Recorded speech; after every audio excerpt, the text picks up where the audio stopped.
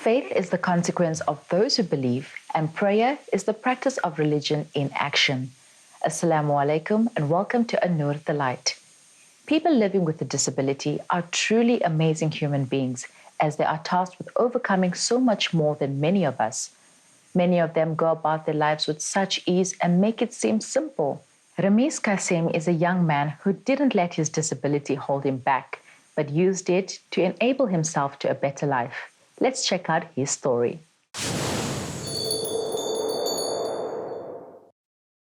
Woodstock in Cape Town is an area known for its hard-working community and colourful characters. It is here that Rameez Cassiem was born and spent his formative years growing up. As a young boy, Rameez had hopes and dreams, but this was put on hold after he was involved in an horrific car accident that left him almost completely paralysed. What I remember about the accident is the night that I got into the car, stopped at a petrol station, and furthermore I don't know anything else.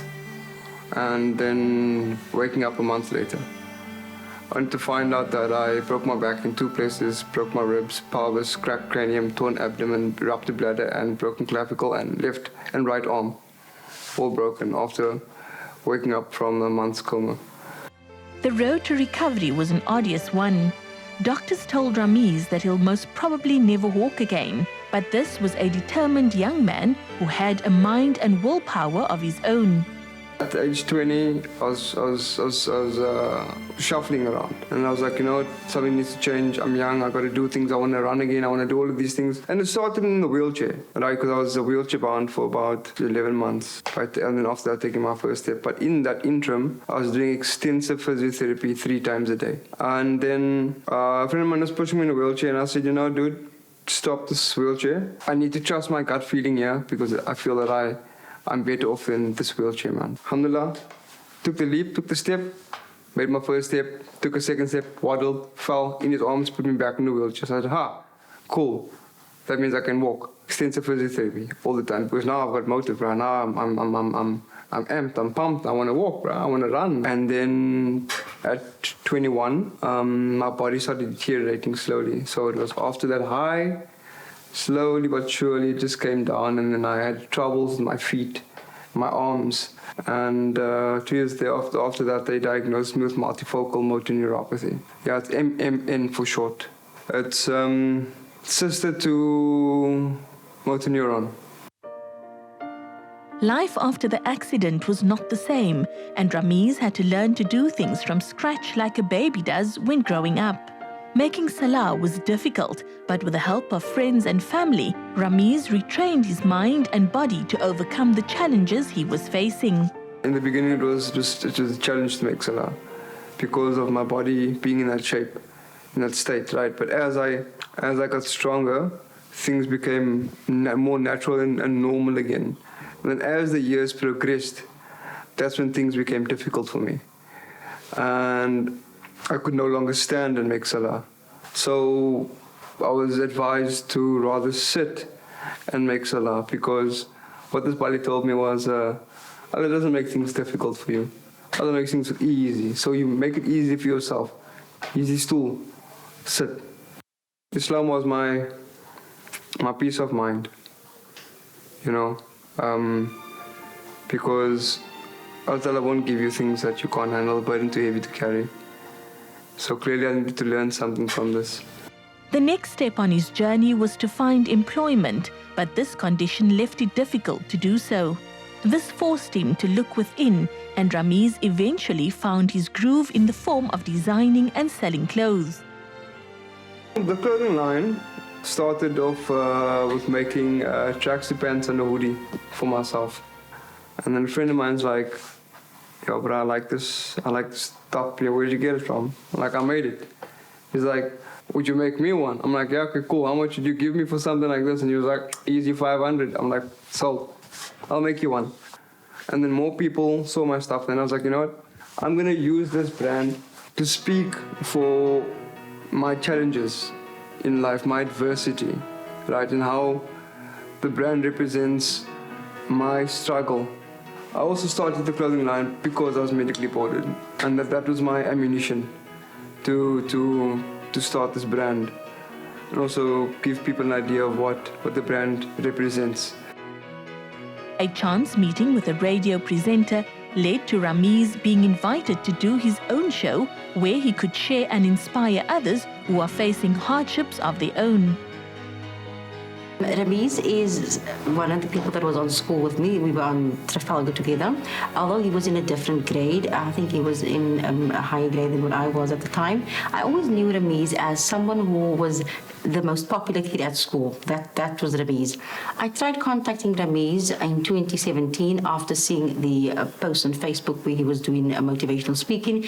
I wanted to basically capture what it was that brought him to the point where he changed his entire life, especially how I remember him from school. She asked me, so where do you see yourself in 2 years? Well, obviously the interview was about me and my life and everything else. And she asked me, so where do you see yourself in 2 years? So I said, me working here. And alhamdulillah, and I'm working there now. So now I produce and I present my own show. And my show is called The Journey. And it's literally about your journey, your adversity, and your triumph to inspire people, the enabled and the impaired, to better themselves and better their lives, on a daily basis. At his foundation are his beliefs and faith. The body that was once broken had been healed through prayer, and for the man whom doctors said would never walk again, the journey as a functioning and contributing member of society continues.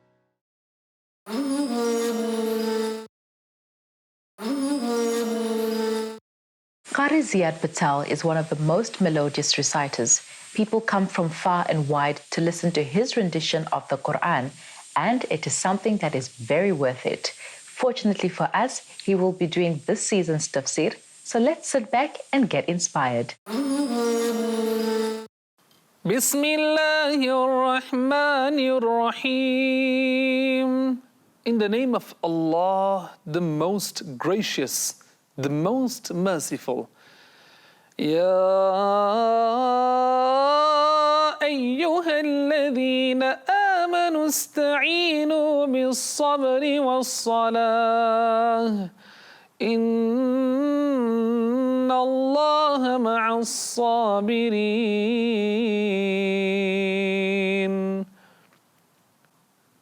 O you who have believed, seek help through patience and prayer. Indeed, Allah is with the patient. Trials and tribulations, challenges and hardships are a part and parcel of our lives. At some point in our lives, we will experience one of these.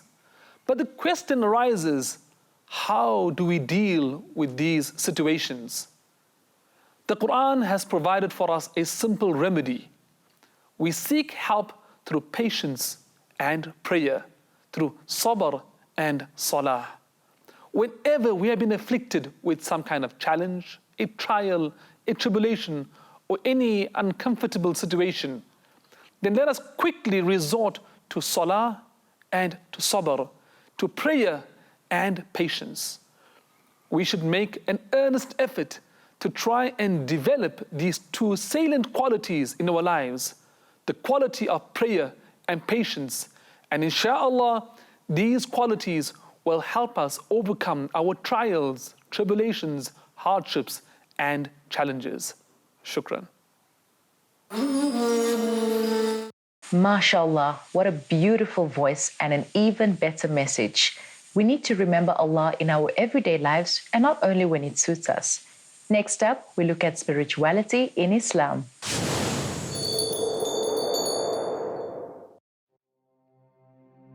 The basics of Islam are often taught to us as we grow up, and with this comes traditional practices carried over from generation to generation. As Muslims, we are taught the 5 pillars of faith in Allah: prayer, fasting, performing Hajj, and giving alms to the poor. It is carried over very much parrot fashion and becomes ritual and habit rather than contemplation and reflection. So many of us go through life following this ritual, and sadly, it becomes an empty gesture. My parents were very strict. They would make sure that we would pray on time.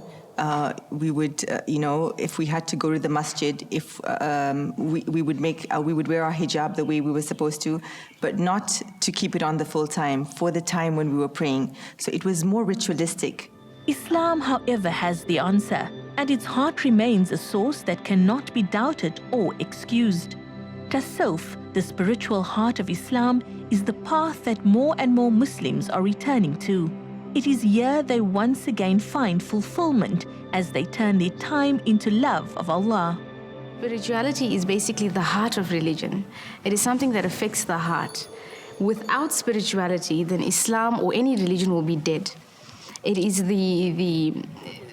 basically the core foundation on which Islam or any religion is built. It is something that gives light. It is the nearness to Allah subhanahu wa ta'ala, which is only achieved by constant zikr of Allah. I would say there's a turning point in everybody's life. With a lot of people that are born Muslims, I believe that everybody goes through this point. For me, it was on a particular day when I had some of my non-Muslim friends who would come home, and they started asking me questions about Islam. And at this point, I felt that I didn't have the answers. I was brought up in a traditional family. I prayed, I obeyed my parents, I did what I had to do, but the answers were not there. There was a void. All of a sudden, I felt that I did not know how to answer the very, same question or the very essence of being a Muslim. I could not answer it. So this is the time, the turning point of my life when I said, I need the answers. Allah's creation is there for all to see. In Surah Al-Jathiyah, Allah says, "Verily in the heavens and the earth are signs for those who believe, and in the creation of yourselves and the fact that animals are scattered through the earth are signs for those of assured faith, and in the alternation of night and day, and the fact that Allah sends down sustenance from the sky and revives therewith the earth after its death, and in the change of the winds are signs for those who are wise." Allah subhanahu wa ta'ala has given us Quran, and within the Quran He's explained that your heart will become at ease by constantly remembering Allah and by constantly sitting in the dhikr of Allah subhanahu wa ta'ala. Now, this is something you can't do today and forget about it tomorrow. So we need to remember Allah subhanahu wa ta'ala and remember the teachings of the Sahaba Ikram and remember all of the hadiths that Rasul sallallahu alayhi wa sallam have given us and use that to rekindle our spirituality. Based on the experience of her own life, Nahida saw that there was an area sorely lacking as far as education of the mind is concerned, and decided to focus on young children as a way and means to carry over her newfound knowledge. When I grew up, it was the same way where you learn how to read the Quran, how to pronounce the letters. But the concentration or the focus has not been on understanding what it is that you learn. And I think what I try to do with the books, or I do with my books, is to try and bring the practical aspect of Islam, where the child should, through the stories, understand how they should live their lives. Instead of just knowing the how, to read or the letters itself, but to know how to live it. Meditation allows the practitioner an escape from the everyday hustle and bustle of life. More and more our lives are taken up by the mundane, and our focus of finding some kind of peace to still one's mind, build one's character, or just recharge the spiritual self is becoming less and less. The stresses and all of these trials and tribulations that have been put here are put in this world as a test. We have been created weak. We each and every single one of us have weakness within us, and the laws and the handbook, the manual that Allah has given us, and the teachings that Rasulullah has given us has not been. It's not restricted to a specific generation or time. It is for all of time. So all we have to do is now take those manuals and apply them in today's times. And the closer you get to Allah, or the further away you push the worldly affairs away, that's the closer you're going to get to Allah subhanahu wa ta'ala. And when you get closer to Allah subhanahu wa ta'ala, you start loving your deen. So that is why it is so important to understand who your Creator is and to try and get as close as possible to Him, to try and cleanse your heart so that you allow that light of Allah within your heart, and then which will cause you to love Deen, to love Allah, to love performing the acts that were ordained for you to perform, because you're doing it for His pleasure and not for your own. Our love of Allah and our duty towards Him often becomes separated through the rituals and traditions we are born into. The tree of knowledge grows not only from our experience, but through our love and devotion to that which grounds us and teaches us. Spirituality is the fertile ground that lays the foundation for our trees of knowledge.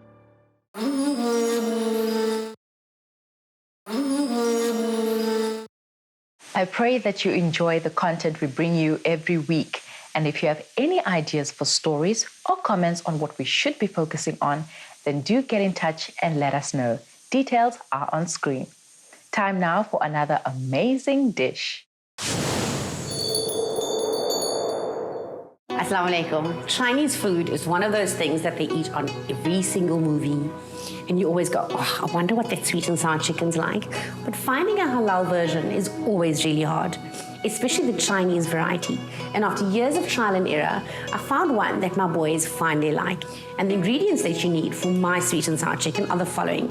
I've got some chicken fillets that I've just cubed. Then I've got 3 tablespoons of vinegar. I've got white pepper to taste. I've got a tablespoon of garlic. And for the batter, you need 6 tablespoons of South rising flour, 6 tablespoons of cornstarch. I've got 1 teaspoon of baking powder and 1 whole egg. And then just some water to bind all of that together. We'll start off by frying off all our chicken until it's nice and golden brown, and let that drain while we make the sauce. And for the sauce, you need the following ingredients.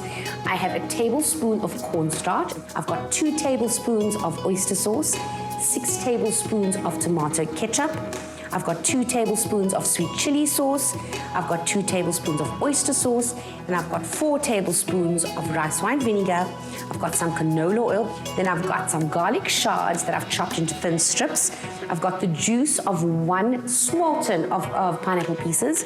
I've got the pineapple pieces, and then I've got some spring onion, and then I've got yellow, green, and red peppers. And all of that makes up our sweet and sour sauce. So to start, we're going to be making our batter. And for the batter, I take all my dry ingredients, South rising flour, cornstarch, got about a teaspoon of baking powder. So I'm not going to use all of this pepper, but about a heaped teaspoon and a half should be sufficient. All of the garlic is necessary. And then the first bit of liquid that this gets is our vinegar. And of course, an egg. So before I add any water, I'm going to see how far I get with the moisture I already do have. And we definitely need more.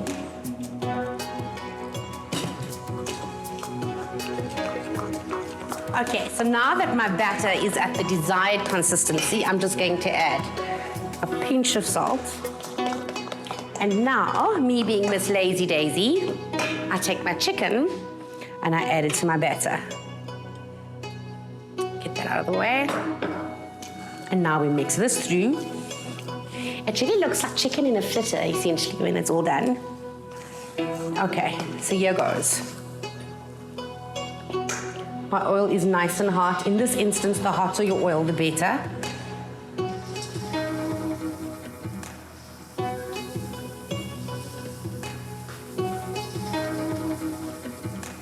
So the nice thing about this sweet and sour chicken recipe is that you could literally use any meat. So do beef, pieces of hake fillet.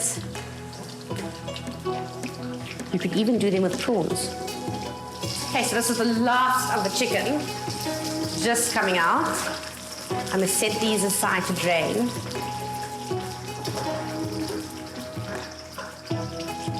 And they're nice and crunchy.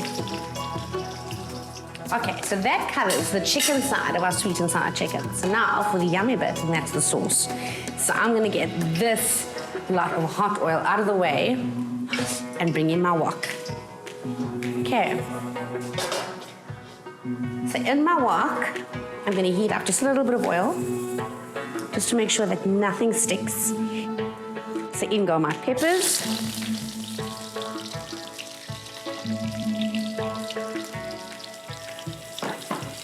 and the pineapple,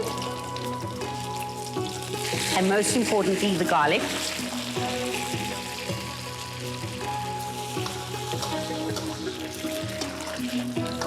Okay. So the first thing that goes in is our vinegar. So that's the sour.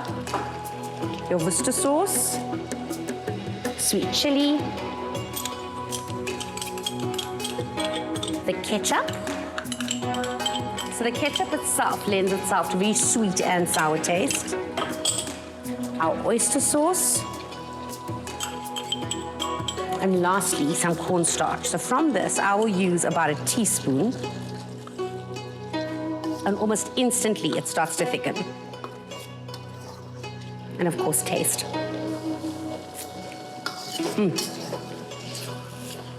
So to me, this is quite sweet, with just a little bit of tart. So I'm only adding a wee bit of our pineapple juice, and this is straight from the can.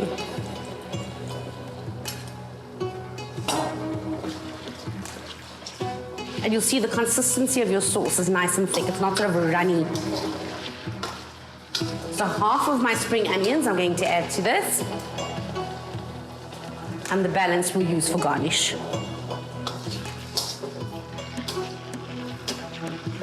And of course, what is sweet and sour chicken without the chicken? So in goes our golden nuggets of crispy chicken bonbons.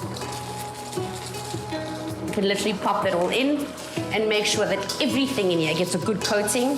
So now it's gonna go all glossy and shiny and look like it should come in a white box with red writing. And that, believe it or not, is done.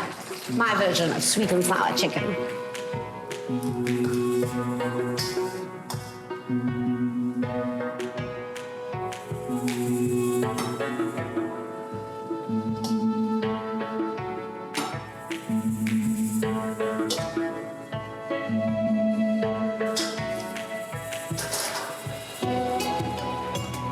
And so with nothing more than just a sprinkling of fresh spring onion, there you have it, my homemade sweet and sour chicken. So until next time, I hope you enjoy this. Assalamu alaikum.